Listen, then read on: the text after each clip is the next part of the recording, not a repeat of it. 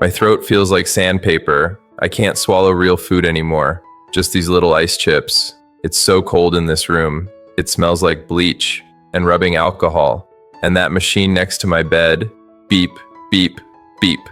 That is the sound of my time running out. I am 45 years old. The doctor came in this morning. He wouldn't look at my wife. He said, 2 weeks, maybe 3. I used to think I was invincible. Now I can't even feel my legs. If you are watching this on your phone right now, if you are stressed about a deadline or mad at your boss, please stop. Just for a minute. I need you to hear this before my time runs out. Don't scroll away. I made millions of dollars, and I am completely bankrupt. Let me save you. For 20 years, I thought I was winning. I really did. Look at that watch on the plastic tray over there. A $40,000 Rolex. It was my trophy. Now, it just sits there. Cold metal. It can't buy me another minute. I was a corporate lawyer, billed at $600 an hour, worked 70, sometimes 80 hours a week. My phone was an extension of my hand, ringing, buzzing, always a crisis. My chest was always tight. I lived on caffeine, adrenaline, and pride. I worshipped a god called Someday. I told my wife, just let me make partner, then we'll slow down, then we'll take that trip to Italy. I told my little girl, Daddy has work to do tonight, sweetie. Next weekend, we'll make pancakes, I promise. Next weekend, next year, someday. I was arrogant. I looked at my old high school buddy, Marcus. Marcus became a history teacher, made 50 grand a year, drove a beat-up sedan. I used to feel sorry for him. I thought he settled. I thought he lacked ambition. He was coaching his kids' little league game while I was reviewing contracts at 9 p.m. on a Saturday. Meanwhile, I was missing my own life. I missed my daughter's 5th birthday for a deposition. I missed my 10th anniversary to close a merger. I walked through my own house like a ghost, physically in the room, but my brain was miles away, arguing with opposing counsel in my head. I traded my actual life for a piece of paper. I thought I was building an empire for my family, but that's a lie we tell ourselves to justify our ego. My daughter didn't need an empire. She needed her dad to watch a Disney movie with her without checking his emails. I was running a race, and I was winning. I just didn't realize the finish line was this bed. It was a Tuesday. I remember I was annoyed because I had to reschedule a conference call for the biopsy. I sat in the doctor's office in my $5,000 suit. I was checking my email, irritated by the wait. The doctor came in. He didn't sit behind his desk. He sat right next to me. Stage 4, he said. Pancreatic, it's in your liver. 6 months. That was the number. 6 months. In 1 second, the entire world stopped spinning. All the noise, the deadlines, the contracts, the mergers, silenced. Just like that. I didn't think about my stock options. I didn't think about my clients. All I thought was, God, I never made those pancakes with my daughter. But the real punchline, the universe has a cruel sense of humor. 2 weeks after that diagnosis, 2 weeks after I was basically handed my death certificate, my phone buzzed on the kitchen counter. I picked it up. There it was. The email I had sacrificed 20 years of my life for. Subject line, congratulations. I was made senior partner. The peak of the mountain, the thing I missed all those bedtimes for. You know what I felt? I didn't feel proud. I didn't feel validated. I felt pure, white-hot rage. I stared at that glowing screen, and I started to cry. Not sad tears, angry tears, because in that moment I saw the trap. I saw how stupid I was. I traded the best years of my physical life, my youth, my energy, my family, for a title on a website, an empty chair in a corner office that they will fill with someone else before my body is even cold. I was right about the game, and I lost everything playing it. That's what they don't tell you about the rat race. Even if you win, you're still a rat. And you still run out of time. I laid in bed that night, next to my wife. She was sobbing quietly into her pillow, and I couldn't comfort her. I was too weak. I spent 20 years securing her financial future, but I had absolutely nothing to give her when she needed her husband the most. The money doesn't care if you die. The firm doesn't care. The silence in this room, it's deafening. There are no clients calling me now. There are no urgent emails, just the drip of the IV and the weight of the years I threw in the garbage. But the woman who comes in here to change my IV bag, her name is Helen. She is 87 years old. She doesn't get paid. She just sits with people like me.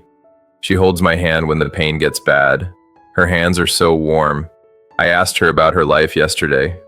Helen spent 15 years driving around the country in a beat-up RV with her husband. No savings, no status, just hiking trails, cheap diners, and watching sunsets over canyons. When she talks about her life, her eyes light up. She has no regrets. None. She is the richest person I have ever met. And then I thought about my friend Marcus. Remember Marcus, the history teacher? The one I pitied? I had it backwards. Marcus is the billionaire. Marcus gets off work at 3:30 p.m. He goes home. He plays guitar in his garage. He sits at the dinner table with his wife and asks about her day, and he actually listens to the answer. He coaches his son's baseball team. He knows the names of his neighbor's dogs. Marcus doesn't have a corner office. He has a life, a real, breathing, beautiful life. When I finally understood this, when I finally let go of the anger, something shifted. The last 3 months since I stopped working, they have been the happiest months of my life. It sounds crazy to say that from a deathbed, I know. But the noise stopped. The blinders came off. I couldn't travel. I couldn't buy anything. I couldn't achieve anything. So I just existed.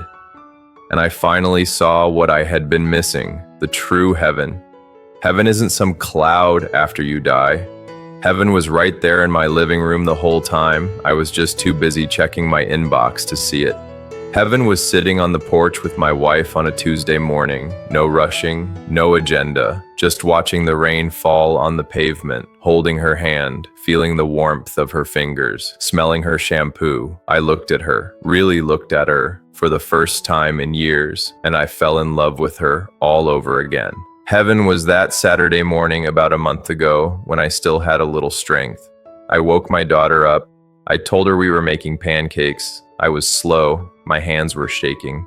I made a huge mess in the kitchen, but we did it. We stood there covered in flour. She was laughing. It was the best sound I have ever heard in my entire life. We ate those pancakes at the kitchen table. They were burnt on the edges, and they tasted like pure joy. That night, we didn't do homework. I didn't open my laptop. We just ordered pizza and watched a cartoon movie. I had my little girl tucked under my left arm and my wife under my right. I wasn't a lawyer. I wasn't a provider. I was just dad, just a husband. In that moment, on that couch, I had everything, absolute perfection. Why did I wait so long? Why did it take a death sentence for me to finally sit on the couch with the people who love me? We spend so much of our lives waiting for the big moments, the graduation, the promotion, the retirement. But life isn't lived in the big moments. Life is the space in between. It's the Tuesday night dinners. It's the drive to school. It's the 5 minutes in bed before the alarm goes off. If you are fully present in those little moments, you are wealthy. If you ignore them for some future that isn't guaranteed, you are poor.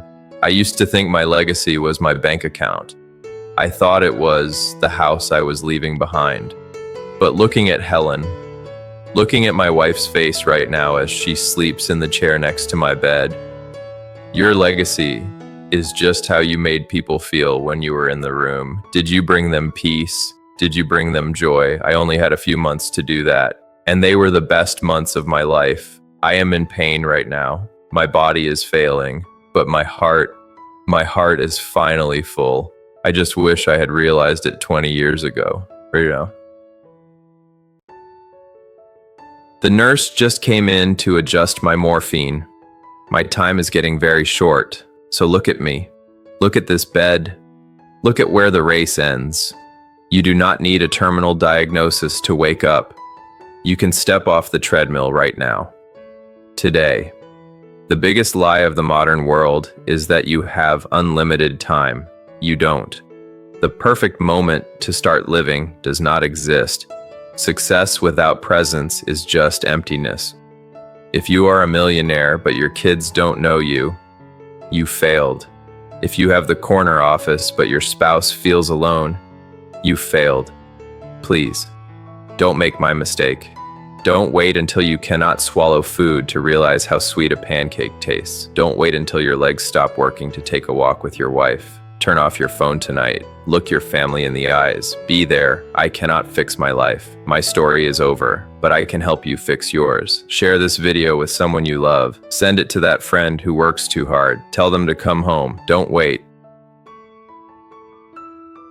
I know how loud the world is for you right now. You're tired. I can see it in the way you hold your shoulders. You feel like if you stop running, even for a second, you'll disappear. You think you need to be someone to be worthy of the air you breathe.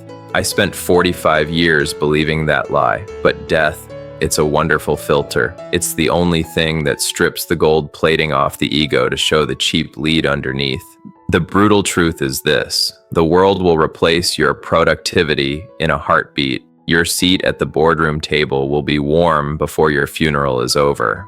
The only things that remain true, the only things that have weight when the light starts to fade, are the invisible threads, the warmth of a hand, the way the light hits the trees in the afternoon, the sound of a person you love breathing in their sleep. Everything else is just noise, just static on a radio that's about to be unplugged. I used to think I was a senior partner.